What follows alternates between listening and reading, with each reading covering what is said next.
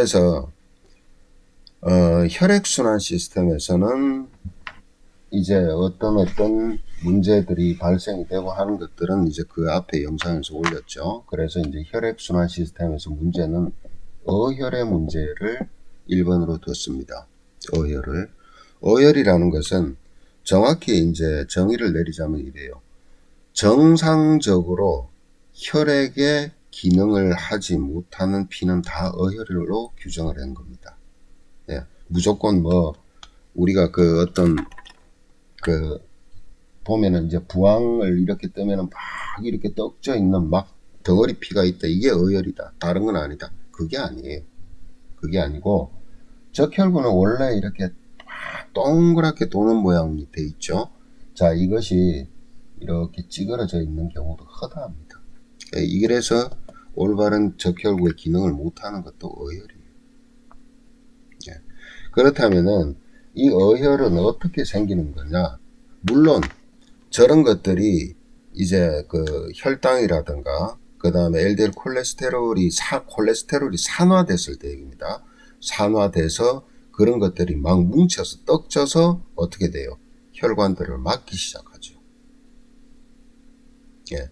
그래서 결국은 혈관 폐쇄가 일어나고 그 혈관을 통해서 영양 공급을 받든 산소 공급을 받든 세포들은 괴사를 하는 겁니다. 신경까지도 죽어가죠. 그래서 당뇨병의 말단 부분에, 당뇨병에서는 합병증이 일어나서 결국은 말단 부분에 발가락이 떨어져 나가도 썩어 들어가도 모릅니다. 통증이 없어요. 왜? 신경도 다 죽었으니까. 네. 근데 솔직히 그 정도 되면 해결책이 있습니까? 없을 겁니다, 방법이.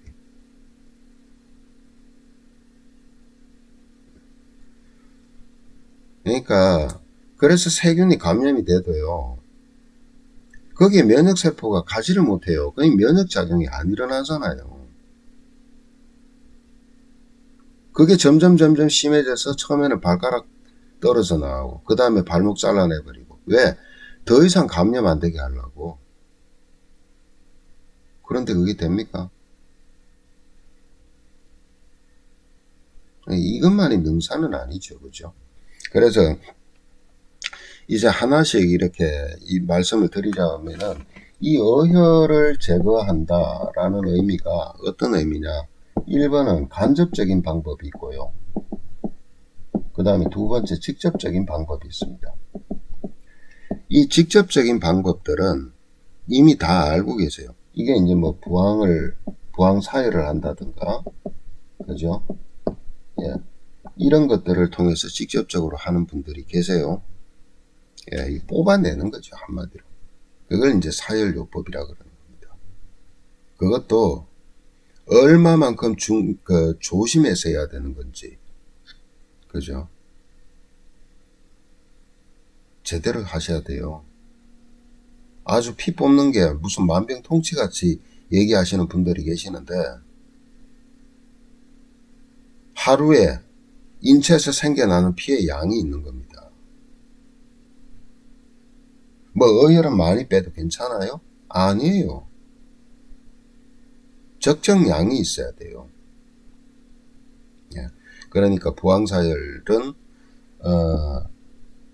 조심해서 하시고, 언젠가는 제가 부항사혈하는 방법을 또 올리겠습니다만, 이거는 직접적인 방법이에요. 부항사혈만 있는 것이 아닙니다.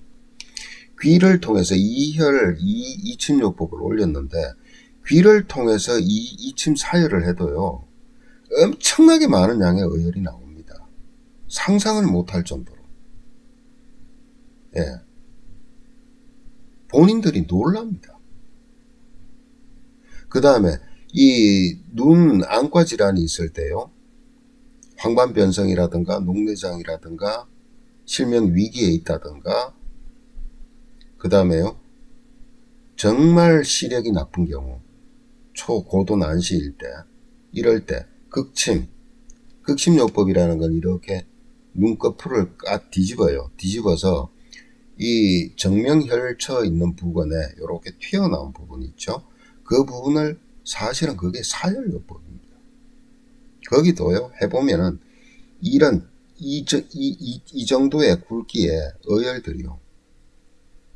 한 번에 한 5, 6개씩, 50개, 60개씩 뽑아냅니다. 눈알 자체 하는 게 아니에요. 눈꺼풀을 통해서 하는 거지. 그러다 보면 눈 주위에, 심지어는 머리 쪽에 그 모세혈관들에 박혀 있는 것들이 다 빠져나오는 거예요. 그런 요법을 쓰는 거예요. 그것이 바로 사혈요법이죠. 부항사혈이라고만 하는 것이 아니고 직접적으로 하는 것을 우리는 사혈요법이라 그러는 겁니다. 예. 기겁하죠. 서양 사람들 보면은. 완전 드라큘라 요법. 예. 그렇지만은 이것도 장점이 있고 단점이 있는 거예요. 단점이라기보다는요. 정말 주의해야 되고 철저히 알고 하셔야 되고 그 다음에 관리가 참 잘 돼야 됩니다. 소독이라든가. 그죠? 시술할 때 주의할 점들, 시술자가 해야 될 것들, 이런 것들이 많이 있겠죠. 자, 그 다음에 간접적인 방법은 어떤 것이냐? 현대의학에서는 약물로 하는 거예요.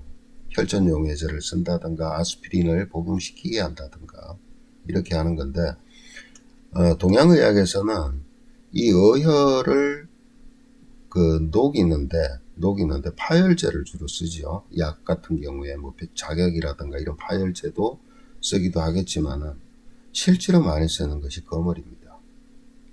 거머리는 약제예요. 예. 근데 거머리를 쓰는 방식이 있어요. 또 양이 있어요. 예. 엄격하게 그거는 제한을 해야 됩니다. 그런데 그런 어혈요법이요. 어혈을 녹이는 게 정말 잘 듣습니다. 네, 잘 들어요. 그런 어떤 약제들을, 특정한 약제들을 쓰는 방법이에요. 뭐 아스피린을 써도 되겠죠. 그죠? 네, 이것도 이제 간접적인 방법인데 더 중요한 것은 뭐냐. 이 어혈이 생긴 때는 이유가 있을 거 아니에요. 이유. 그죠? 이유가 있을 겁니다. 왜 생겼냐는 거예요. 네. 사암침을 개발하신 사암도인의 그 침법에는 어혈방이 있습니다. 어혈방이 있죠.